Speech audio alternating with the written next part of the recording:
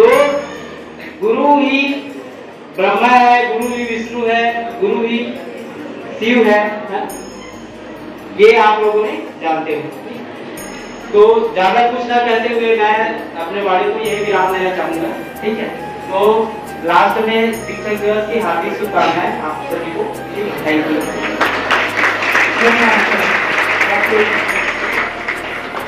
आशीर्वचन को सर के लिए 2 लाइन कहना चाहता हूँ। ज्योति जिनकी जलाई कभी बुझ नहीं सकती, गुरु का हाथ हो सर पे तो गरिमा मिट नहीं सकती, गरिमा मिट नहीं सकती।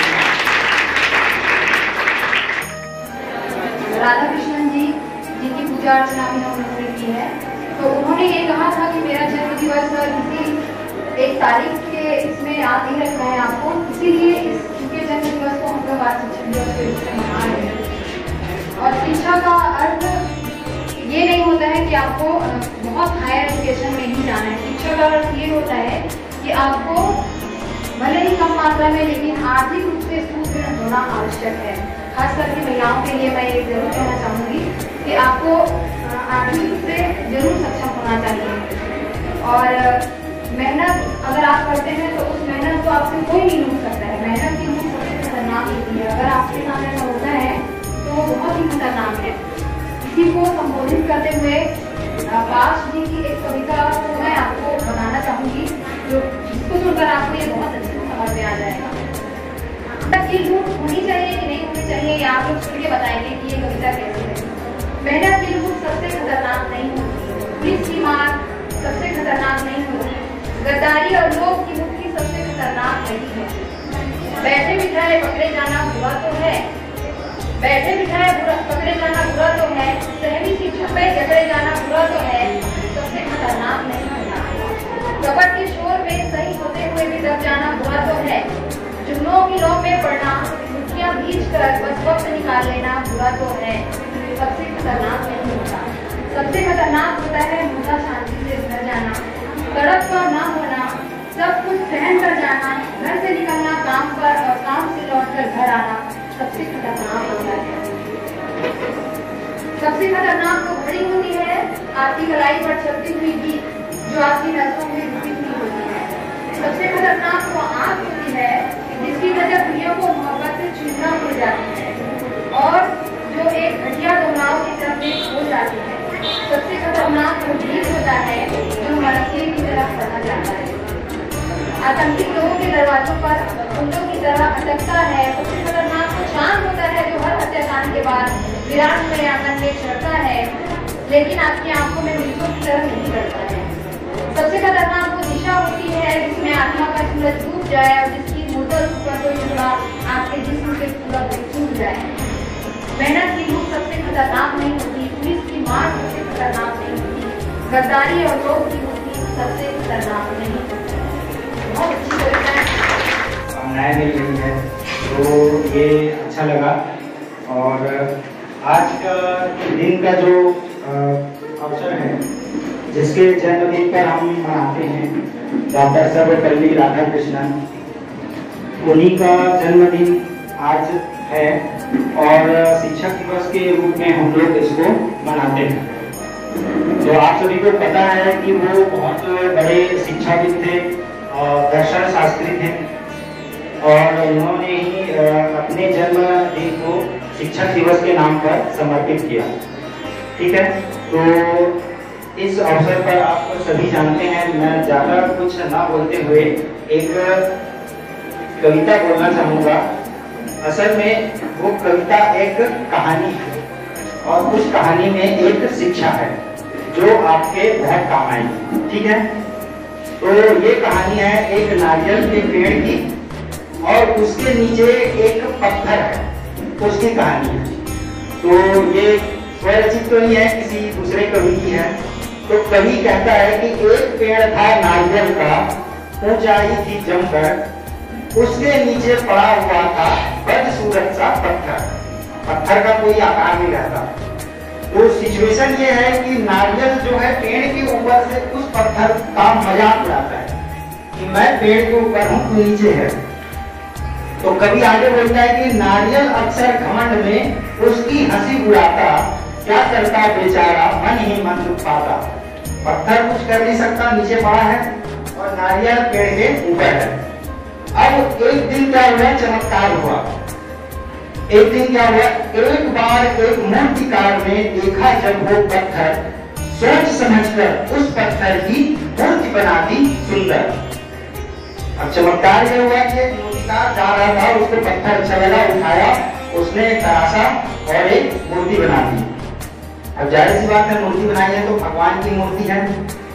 तो हुआ क्या, मूर्ति बनने के बाद कवि आगे कहता है कि लोगों ने उस देव मूर्ति को मंदिर में रखवाया, जो सबकी ठोकर खाता था, उसका मान बढ़ाया। जो पत्थर पड़ा था उसका मान बढ़ गया और वो मंदिर में आकर के रखा गया। अब हुआ ये कि, और कवि बोलता है, और एक दिन एक आदमी वही नारियल लाया, मूरत के चरणों में फोड़ा, न्याय सभी ने पाया। क्या किया, एक आदमी वही नारियल को लेकर के आया और उस मूर्ति के चरणों में फोड़ दिया। तो कवि का शिक्षा यह है कि ऊंचा उठना, नीचे गिरना दुनिया का दस्तूर, कभी ना उसकी हंसी उड़ाना जो बेबस मजबूर, जो बेबस मजबूर। पिता होना करके एक कविता लिखी है उन्होंने। एक बच्चे का पिता हूँ, मेरे बच्चे अक्सर रात में ओढ़ाए हुए चादर फेंक देते हैं, उन्हें ओढ़ाता हूँ, फिर वे फिर फेंकते जाते हैं। उन्हें ओढ़ाए बिना मानता ही नहीं मेरा मन, वे होते हैं गहरी नींद में, उनके लिए अक्सर टूट जाती है मेरी नींदें। एक दिन गया था गांव, रात के शायद 1 या 2 बजे हों, गर्मी सी लग रही थी मुझे, नहीं ओढ़ा था चादर, मेरी आंखें मुनी हुई थी पर मैं जाग रहा था। रात के अंधेरे में किसी हाथ ने ओढ़ा दिए चादर, उनकी पास आती सांसों को टटोला, पता चला वे मेरे पिता थे। गर्मी थी मगर मैंने चादर नहीं फेंकी, चुपचाप ओढ़े रहा। मैं महसूस कर रहा था बच्चा होने का सुख और पिता होने की जिम्मेदारी दोनों साथ साथ। कहने का मतलब यह है कि जब आपको कोई रिस्पॉन्सिबिलिटी मिल जाती है तब समझ में आता है कि उसको निभाना कैसे है। ठीक यही होता है कि जब आप लोग बैठे रहते हो तो हमारा विचार यही होता है कि आप किसी भी रूप में सर्वश्रेष्ठ निकले और सर्वगुण संपन्न निकले, यही एक टीचर की कामना होती है। और वो बनाने के लिए हम कुछ भी करते हैं, आपको डांटते हैं या और कुछ भी करते हैं, लेकिन हमारा उद्देश्य सिर्फ यही होता है कि हमारा पढ़ाया हुआ बच्चा हमेशा आगे बढ़े। इन्हीं कामनाओं के साथ मैं अपनी वालों को बुला देता हूँ। जय हिंद। वो जमाना सिर्फ उड़ान देखता है, लहरों की तो फितरत ही है शोर मचाने की, मंजिल उसी की होती है जो नजरों में तूफान देखता है। हर पतंग जानती है अंत में कचरे में ही जाना है, लेकिन उससे पहले हमें आसमान छूकर दिखाना है। घोंसला बनने में यूं मशगूल हो गए, उड़ने को पंख है हम ये भी भूल गए। उठो जागो ना रुको तब तक, न हो जाए लक्ष्य प्राप्त जब तक। So work hard, be patient, your time will come, definitely come. Best of luck for your bright future. जैसे एक और नाम आपने सुना होगा विक्रम साराभाई सर का, जिनको father of Indian science programmer के नाम से जाना जाता है। साराभाई सर के बारे में एक बार जो कलाम सर है उनसे बच्चे ने क्वेश्चन पूछा कि विक्रम साराभाई सर की ऐसी कौन सी क्वालिटी हम स्टूडेंट्स में होनी चाहिए या इंडिया के यूथ में होनी चाहिए, तो कलाम सर का आंसर आएगी विजनरी। जो उनका दृष्टिकोण है वो इंडिया के यूथ में होनी चाहिए, क्योंकि विक्रम साराभाई सर एकमात्र ऐसे इंसान थे जो 1950 से लेकर 1960 तक ये सोचते थे कि इंडिया स्पेस में क्यों नहीं जा रहा। जो चीजें अभी आप सभी को पता होगा कि चंद्रयान 3 का जो सफल लैंडिंग हुआ है वो हम सभी इंडियंस के लिए बहुत ही प्राउडली मोमेंट था। अगर ये सारी फैसिलिटी पहले होती तो मे भी ये सारी चीजें कब का हो चुका होता। तो इसलिए मैं चाहूंगी कि जितने भी स्टूडेंट्स हैं वो सभी अपना विजनरी पावर्स हाई रखें, एफर्ट्स करें, लालच करें। लोग बोलते हैं लालच करना बुरी बात है, लेकिन मैं बोलती हूँ कि लालच करना बहुत ही अच्छी बात है। आप लालच कीजिए। अगर कोई टीचर्स क्लास में आपसे क्वेश्चंस करते हैं तो कोई एक स्टूडेंट भी अगर उसका आंसर दे देता है तो आप क्यों नहीं दे सकते? आप खुद में ये थॉट्स लाइए कि अगर वो दे पा रहा है तो मैं क्यों नहीं दे पा रहा। तो इस तरह से आप एफर्ट्स कीजिए। आपका जो गोल है वो दूसरों से हटके होने चाहिए। आप जो अभी इंस्टाग्राम फेसबुक पे दूसरों को फॉलो करते हो तो ऐसा इमेज बनाओ कि लोग आपको फॉलो करें, ना कि आप दूसरों को। इसके लिए आपको बहुत ज्यादा एफर्ट्स करने पड़ेंगे। Okay, thank you.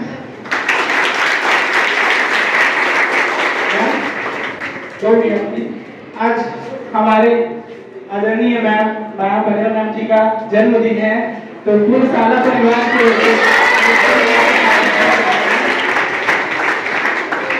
मैम आपके लिए कुछ बोलना चाहूंगा। गुरु तेरा उपकार का कैसे चुकाऊं मैं मोल, लाख कीमती धन बड़ा गुरु मेरा है अनमोल, गुरु मेरा है।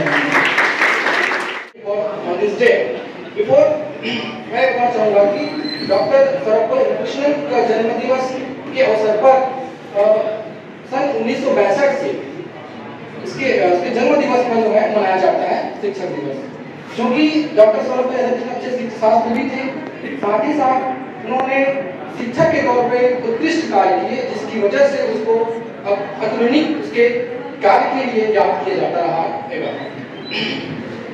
मैं बता दूं डॉक्टर सर्वपल्ली राधाकृष्णन सन 1952 में, इसके पहले वाइस प्रेसिडेंट के रूप में, और 1954 में भारत रत्न जो भारत के सर्वोच्च नागरिक सम्मान के रूप में इसमें पुरस्कृत किया जाता है, उसको 1954 में अवार्ड दिया गया था। उसी प्रकार 1964 में 1962 में क्या गया था, प्रेसिडेंट के रूप में सुशोभित किया गया था डॉक्टर सर्वपल्ली राधाकृष्णन को, क्योंकि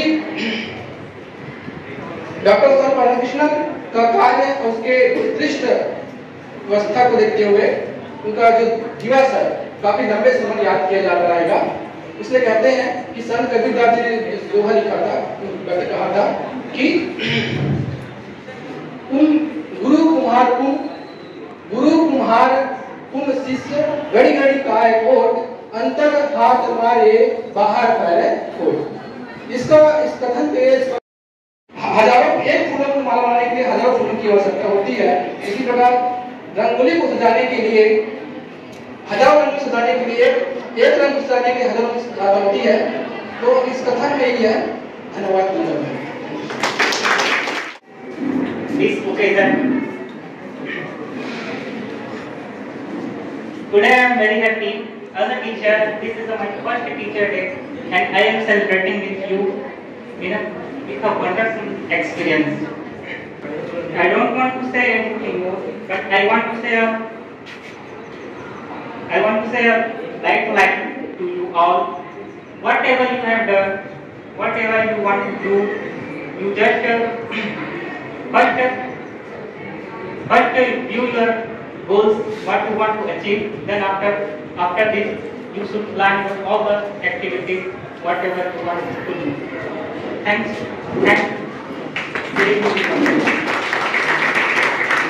थैंक यू सो मच।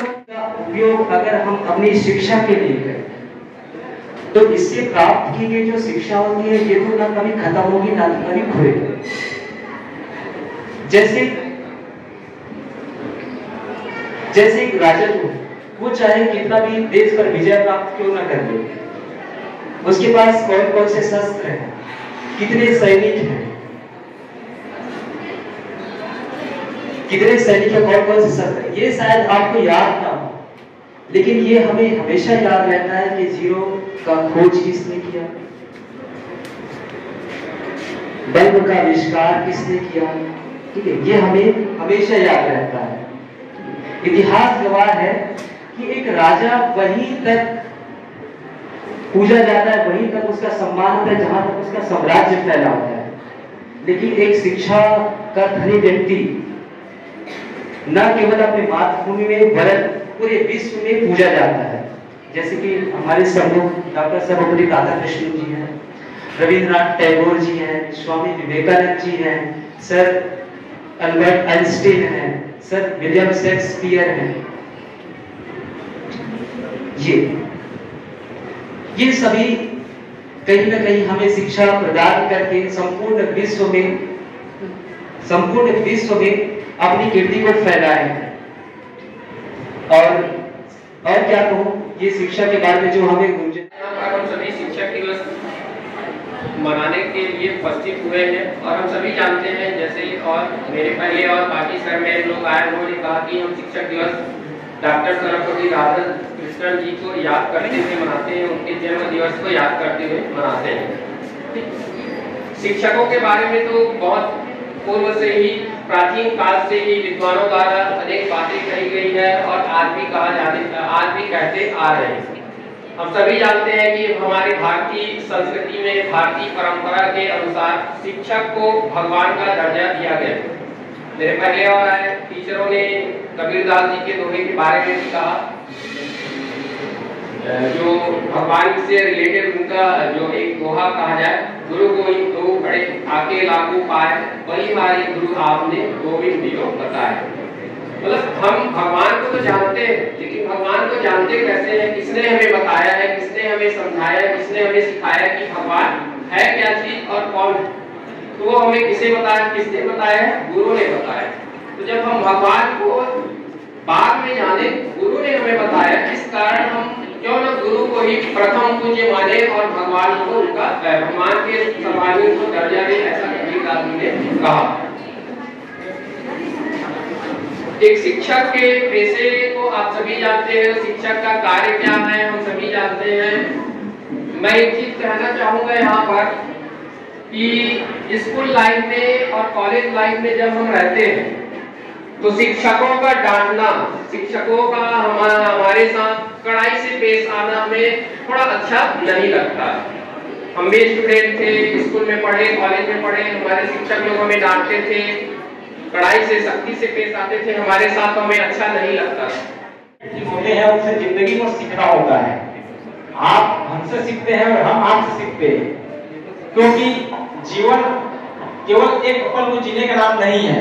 इसकी जो सीमाएं हैं काफी लंबी होती है और हर समय अलग अलग परिस्थितियां उत्पन्न होती है और उन परिस्थितियों के अनुरूप अपने आप को ढालना होता है।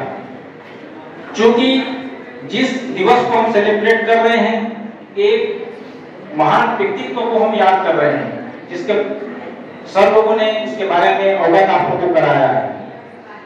जो कि किसी भी की विचारधारा को अपनाने के लिए, उसके व्यक्तित्व को जानने के लिए, उसके शिक्षा में क्या योगदान था, इसको जानने के लिए आज हम सब यहाँ पे उनके दिवस को, जन्म दिवस को हम आज सेलिब्रेट कर रहे हैं। हम सबको ये पता होना चाहिए कि एजुकेशन कैसे मिलता है और एजुकेशन के लिए क्या चीजें बहुत महत्वपूर्ण है। जो कि एजुकेशन हम सब पढ़ रहे हैं बचपन से, चूंकि व्यवसायीकरण जब से हुआ है, शिक्षक का स्वरूप और शिक्षक का स्तर आप सभी देखते हैं, शिक्षक का भी स्तर लगातार गिरते गया। लेकिन जब आप पुराने कालों में जाएंगे तब आपको समझ में आएगा कि एजुकेशन कब और कैसे मिलता है और एजुकेशन आपके लिए कब लाभदायी होगा। आप सभी भगवान राम को जानते होंगे।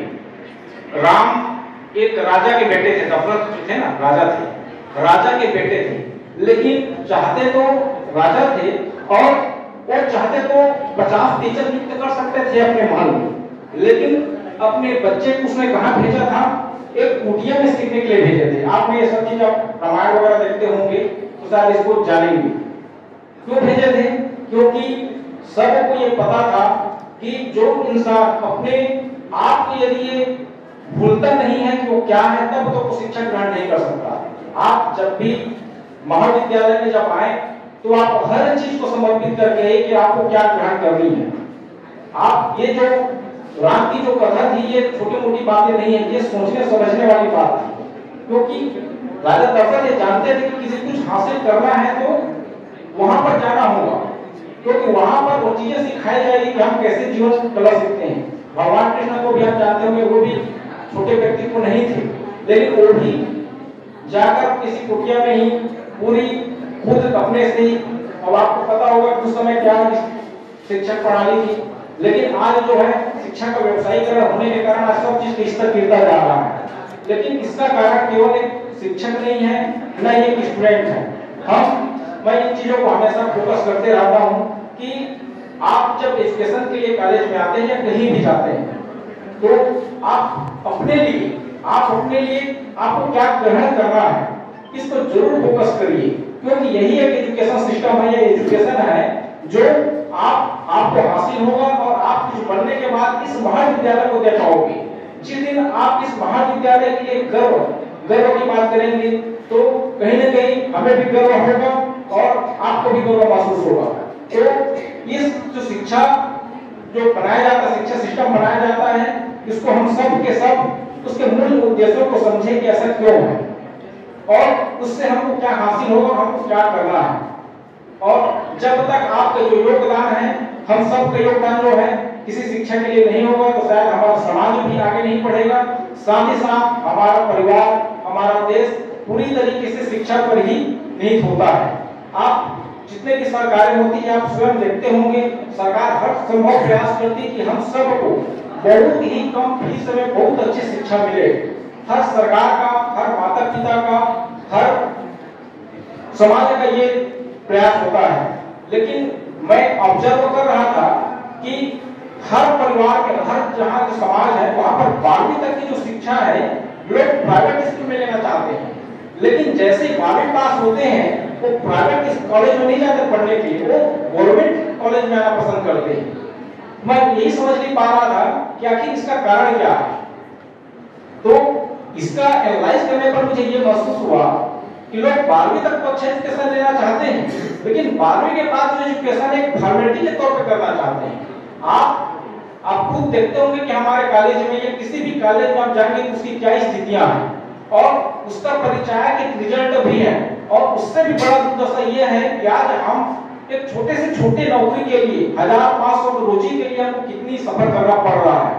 सरकार को हमें चावल तक देना पड़ रहा है हमारे पेट को भरने के लिए। आप अब इसी से आप अंदाजा लगा सकते हैं कि हमारी स्थिति क्या है और कितनी दयनीय हो चुकी है। अगर एजुकेशन जब हमारे 2 वक्त की हम रोजी नहीं कमा सकते तो फिर ऐसे एजुकेशन सिस्टम और ऐसे एजुकेशन का क्या उचित रह जाएगा। और ये एजुकेशन सिस्टम केवल एक उसके ऊपर नहीं है, क्योंकि इसको कहीं की दयनीय स्थिति में लाने की जिम्मेदार हम सब के सब हैं। क्यों?